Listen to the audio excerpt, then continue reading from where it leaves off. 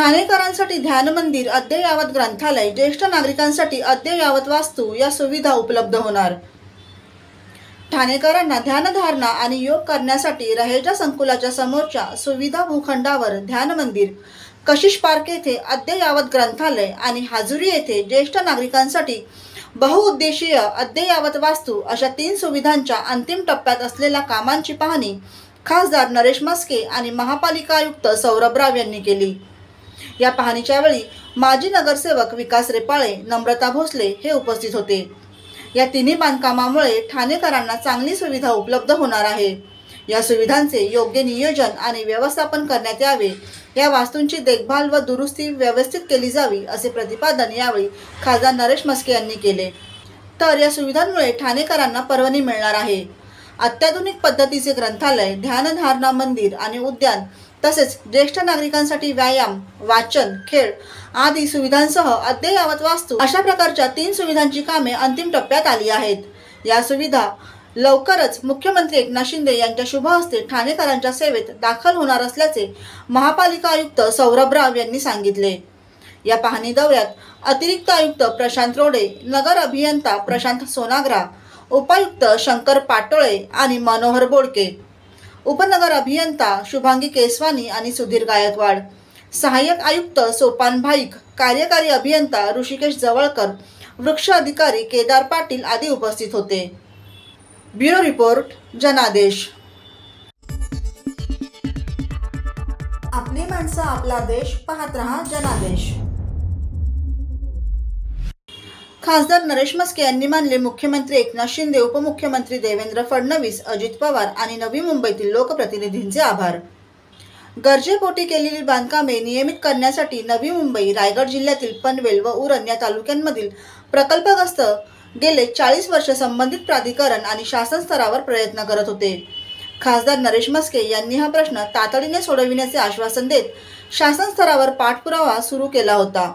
मुख्यमंत्री एकनाथ शिंदे यांनीही प्रकल्पग्रस्तांना न्याय देण्याची भूमिका घेतली होती। नगर विकास विभागाने GR काढत ही बांधकामे नियमित करण्याचा आदेश काढला आहे। मुख्यमंत्री एकनाथ शिंदे, उपमुख्यमंत्री देवेंद्र फडणवीस, उपमुख्यमंत्री अजित पवार आणि नवी मुंबईतील लोकप्रतिनिधींचे खासदार नरेश म्हस्के यांनी मनपूर्वक आभार मानले आहेत। नवी मुंबईतील प्रकल्पग्रस्तांनी गरजेपोटी बांधलेली बांधकामे नियमित करण्यासाठी 2 वर्षांपूर्वी शासन आदेश निघूनही अडचणी येत होत्या। मुख्यमंत्री एकनाथ शिंदे यांनी याची दखल घेत तात्काळ बैठक घेण्याचे आदेश दिले होते। खासदार नरेश म्हस्के यांच्या मार्गदर्शनाखाली नगर विकास विभागात 11 सप्टेंबर 2024 रोजी नगर विकास विभागाचे प्रधान सचिव असीम गुप्ता यांच्या अध्यक्षतेखाली सिडको अधिकारी आणि स्थानिक भूमिपुत्र यांच्यात चर्चा झाली। 25 फेब्रुवारी 2022 आणि 7 डिसेंबर 2022 रोजी राज्य शासनाच्या आदेशामधील त्रुटी दूर करत प्रकल्पग्रस्तांच्या मागणीनुसार आदेशात दुरुस्ती करून नवीन GR काढण्याबाबत बैठकीत चर्चा झाली। प्रकल्पग्रस्तांचा हा प्रश्न सोडविण्यासाठी पाठपुरावा करणारे नगर विकास विभागाचे प्रधान सचिव असीम गुप्ता, सिडकोचे उपाध्यक्ष तथा व्यवस्थापकीय संचालक विजय सिंघल, शिवसेना उपनेते विजय नाहटा, शिवसेना जिल्हा प्रमुख विजय चौगुले, माजी नगरसेवक शिवराम पाटील, किशोर पाटकर, स्थानिक शिवसैनिक आणि भूमिपुत्र यांच्या सहकार्याबद्दल खासदार नरेश म्हस्के यांनी आभार मानले आहेत। नवी मुंबईतील 95 गावातील सिडकोच्या प्रकल्पग्रस्त यांनी जी घरं बांधली होती, घराची जागा असेल, घराच्या शेजारील जागा असेल, त्यांना नियमित करण्याचा निर्णय 25 फेब्रुवारी 2022 आणि 7 डिसेंबर 2022 रोजी घेतला गेला होता। परंतु काही अडचणींमुळे त्या निर्णयाची अंमलबजावणी होत नव्हती आणि तेव्हापासून हा विषय प्रलंबित होता। यापूर्वीपासून हा विषय प्रलंबित होता। लोकसभा निवडणुकीमध्ये हा विषय सोडवण्याचं आश्वासन तमाम जनतेला महायुतीने दिलं होतं। माननीय मुख्यमंत्री एकनाथ शिंदे साहेब यांच्या आदेशानुसार त्या विषयासंदर्भात माननीय नगरविकास सचिव असीम गुप्ता साहेब यांच्याकडे शिवसेनेच्या वतीने बैठका घेण्यात आल्या। गावकरी त्या बैठकीला उपस्थित होते।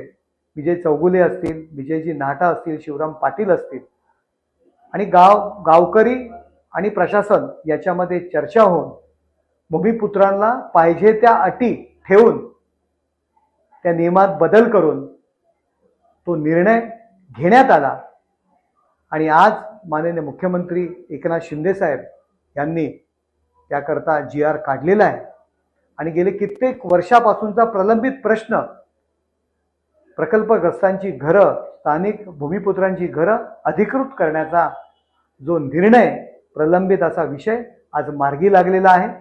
याकरता माननीय मुख्यमंत्री एकनाथ शिंदे साहेब, उपमुख्यमंत्री देवेंद्र फडणवीस साहेब, उपमुख्यमंत्री अजितदादा पवार आणि प्रशासकीय अधिकारी या सगळ्यांचे खासदार म्हणून आभार मानतो आणि याकरता मला सहकार्य करणाऱ्या सर्व लोकप्रतिनिधी असतील, आमच्या पक्षाचे विजयजी नाटा असतील, विजयजी चौगुले असतील, शिवराम पाटील असतील, किशोर पाटकर असतील, या सगळ्यांचे आभार मानतो आणि गावकऱ्यांकरता माननीय मुख्यमंत्री एकनाथ शिंदे साहेब, उपमुख्यमंत्री देवेंद्र फडणवीस आणि अजितदादा यांनी दिलेली ही भेट आहे।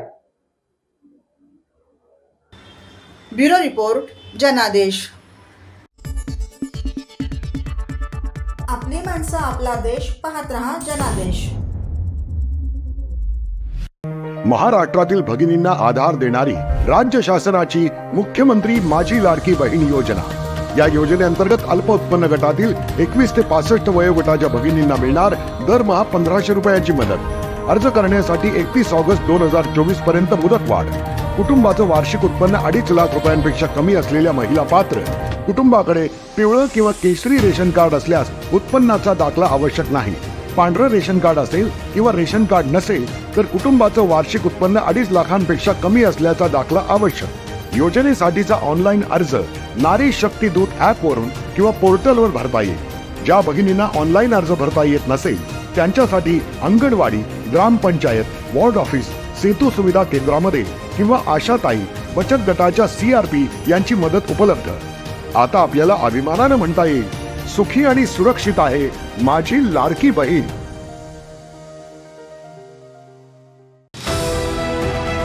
TJSB सौर शक्ती कर्ज, गो ग्रीन, करा वीज बिलावर बचत।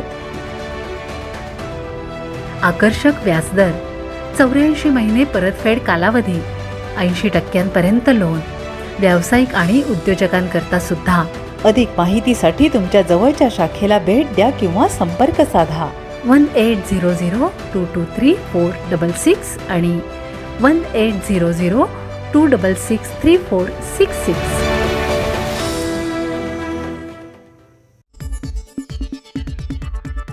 आपली माणसं, आपला देश, पाहत रहा जनादेश।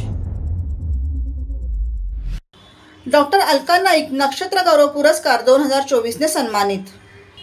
नक्षत्रांचा दिन काव्यमंच मुख्यालय पुणे 39च्या वतीने 25वी राज्यस्तरीय श्रावणी काव्य मैफल व काव्यलेखन स्पर्धा आणि पुरस्कार वितरण सायन्स पार्क नाट्यगृह चिंचवड येथे संपन्न झाला। वृक्षाला पाणी घालून पर्यावरण संदेश देत कार्यक्रमाचे उद्घाटन करण्यात आले। कार्यक्रमाचे अध्यक्ष ज्येष्ठ कवी नारायण सुमंत उपस्थित होते। यावेळी अध्यक्षीय भाषणात ते म्हणाले, मौखिकता ही भाषेची मौलिकता असते। कार्यक्रमाचे प्रास्ताविक संस्थापक राष्ट्रीय अध्यक्ष प्राध्यापक राजेंद्र सोनवणे यांनी केले। कार्यक्रमाच्या वेळेस प्रमुख पाहुणे म्हणून ज्येष्ठ साहित्यिका, समाजसेविका डॉक्टर अलका नाईक, ज्येष्ठ शास्त्रज्ञ डॉक्टर अशोक नगरकर, उद्योजक शिवहर मेरे, ज्येष्ठ साहित्यिक श्रीकांत चौगुले इतर मान्यवर उपस्थित होते। आपलीच कविता सादर करताना अवयव दान करा आणि नवजीवन द्या हा संदेश डॉक्टर अलका नाईक मुंबई यांनी दिला। नक्षत्रांचा दिन काव्यमंच कार्यकर्त्यांसाठी नक्षत्र गौरव पुरस्कार प्रदान करण्यात येतो। यावेळी कवी रामदास घुंगटकर यवतमाळ, कवी चेतन ठाकरे गडचिरोली, कवयित्री वृषाली टाकळे रत्नागिरी, कवयित्री डॉक्टर अलका नाईक मुंबई, कवी किशोर वरारकर चंद्रपूर, ॲडव्होकेट जयराम तांबे ओतूर, डॉक्टर शिलवंत मेश्राम चंद्रपूर, कवी सुनील बिराजदार सोलापूर इत्यादी अनेक नक्षत्रांना मानाचा पुरस्कार देऊन गौरविण्यात आले।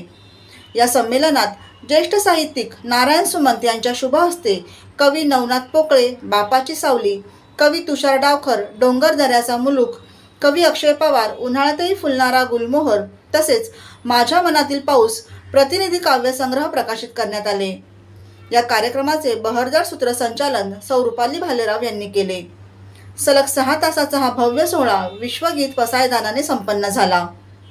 ब्युरो रिपोर्ट, जनादेश. आपली माणसं, आपला देश. पाहत रहा जनादेश. सोलापूर जिल्ह्यातील पायलट बांधवांना सन्मानपत्र व पुष्पगुच्छ देऊन केले सन्मानित. महाराष्ट्र रुग्णवाहिका 108 वाहन चालक संघटनेच्या वतीने चालक दिनाच्या निमित्ताने सोलापूर जिल्ह्यातील पायलट बांधवांना सन्मानपत्र व पुष्पगुच्छ देऊन सन्मानित करण्यात आले. रुग्णवाहिका 108 वाहन चालक संघटनेचा आज आपण 12वा वर्धापन दिन निश्चितपणे या ग्रामीण भागामध्ये साजरा करतो. त्यानिमित्ताने DVD कंपनीचे जिल्हा समन्वयक माननीय अनिल काळे, आमचे सहकारी मित्र पत्रकार प्रकाश सुरोशे ज्यांनी या संघटनेची राज्याची जबाबदारी घेतली, ते तुमची सगळ्यांची सहकार्य आणि माझे जवळचे मित्र जागेच नव्हे. गेले 12 वर्ष या राज्यामध्ये DVD ग्रुपच्या माध्यमातून 108 म्हणलं की लोकांना त्याची काळाची गरज, ज्या वेळेला सामान्य माणूस अडचणीत येतो, मग आमच्या पतीने असेल, ॲक्सिडेंट असेल, कुठे डिलिव्हरीचा पेशंट असेल, त्या वेळेला 108 करोडनंतर त्या ठिकाणी येऊन आपल्या भागातील रुग्णाला चांगल्या पद्धतीची सेवा देण्याच्या संदर्भात निश्चितपणे बिना अपघात, कारण तुम्ही अपघातालाच मदत करता, तुमचा अपघात कधी झालेला कधी जाणवत नाही, ही सगळ्यात महत्त्वाची गोष्ट आहे. त्याचं कारण ही संघटना DVD ग्रुप अतिशय राज्याचा मोठा ग्रुप आहे. या ग्रुपच्या माध्यमातून या वाहन चालक पदावरती काम करणाऱ्या माणसांना, आमच्या सर्व सहकार्यांना, खरं ते सरकारचं अपयश म्हणलं तर ते काही वावगं ठरणार नाही. एखाद्या कंपनीला काम देणं आणि त्याच्यामार्फत हा कारभार करणं, आपली संघटना निश्चितपणे कुठलाही माणूस स्वतःच्या कुटुंबाची जबाबदारी ज्या वेळेला घेत असतो त्यावेळेला आशेनं काम करतो की मला ह्या शासकीय सेवेची संधी देत असताना मला फक्त त्याचा फायदा होईल. परंतु सरकारनं धोरण बदल आणि एखाद्या कंपनीला काम देणं आणि त्याच्या मार्फत मग खुरपायला माणूस पाठवला, रानात गडी पाठवला, अशा पद्धतीची परिस्थिती निश्चितपणे तशीच आहे.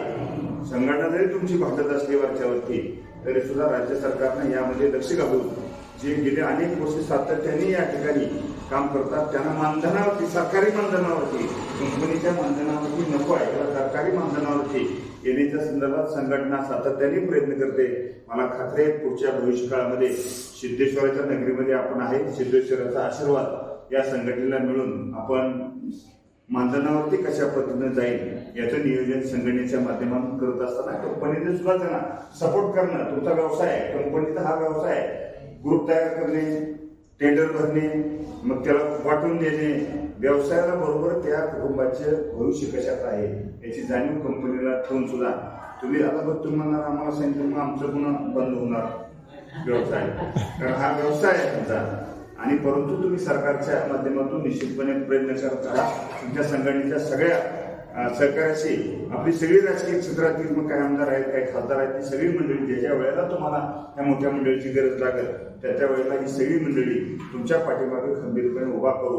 त्याचं कारण की तुम्ही अपघातग्रस्त लोकांना, अडचणीत आलेल्या लोकांना रुग्णसेवा देण्याच्या संदर्भात साधारण फोन झाल्यानंतर 15-20 मिनिटात त्या ठिकाणी पोहोचता. अतिशय मोलाचं काम आहे. नाहीतर एखादी गावात डिलिव्हरी असते आणि मग खाजगी गाडी उडकायची, यायची जायची, कधी मग अनेक प्रकारच्या अडचणी होतात. आपण निश्चितपणे या सोलापूर जिल्ह्यामध्ये या भागामध्ये ही संघटनेची सगळी टीम अतिशय मनापासून काम करतात. त्याबद्दल मी आमच्या सगळ्यांच्या वतीनं, ग्रामस्थांच्या वतीनं, जनतेच्या वतीनं तुम्हा सगळ्यांना मनापासून या ठिकाणी धन्यवाद देतो आणि थांबतो. जय हिंद, जय महाराष्ट्र.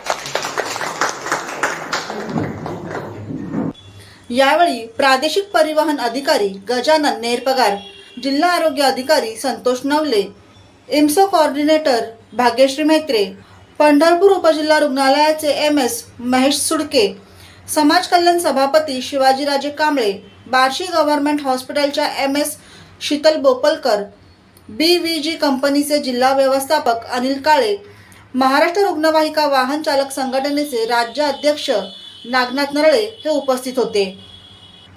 ब्युरो रिपोर्ट, जनादेश.